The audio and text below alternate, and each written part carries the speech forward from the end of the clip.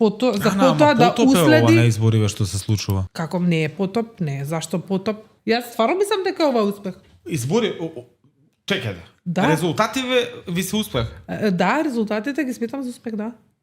Да. Чекајте, уште еднаш. Да, овие резултати јас ги сметам за успех. Ајде дајте ми мапата од повеќе причини, затоа што вие ја гледате мапата без да водите сметка за контекстот. Контекстот е дали имате победник или немате победник. Овдека јас не гледам победник на... Имаме тренд на раст на гласови, што е супер со оглед на околностите. Па солиден.